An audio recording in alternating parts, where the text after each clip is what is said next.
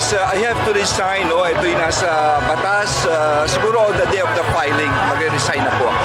Kailan niyo po plano mag-file, sir? Wala, pinag-uusapan po nito. Anyway, may deadline naman po ang ating batas po tungkol dito. May recommendation kayo na papalit? Well, I've heard of several names na papalit po sa akin. No? Siguro, hindi ko hulang pwedeng sabihin dahil narinig ko lang naman. Pero nasa Pangulo na po ito kung sino po ito. So, Secretary, sa ngayon po kayo pa rin ang DILG Secretary? Yes, I only have about 1 week or 1.5 weeks or 2 weeks at the most. No? But after this, i-wrap up ko na lang yung mga trabaho sa DILG. But siguro, mas paano naman, si Alice Goo, nahuli natin. Si Pastor Kibuloy, nahuli natin. Si Chody Mejia, yung sex predator, nahuli natin. Yung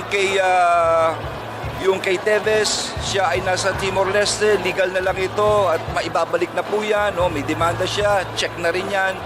Si Bantag ay yun na lang po ang ang pagkakaalam ko ay medyo maganda ang development kay Bantag. Secretary, Okay. with all this accomplishment po, sa tingin niyo makatutulong ito para sa inyong winnability? Well, at the end of the day, no, ang mga pipili naman mga botante, kikilatisin naman nila no, kung ano yung background, ano yung nagawa at ano pang gagawin para sa ating bansa. I'm sure of that. Yeah. Okay? Maraming salamat po. Thank you po. Thank you po.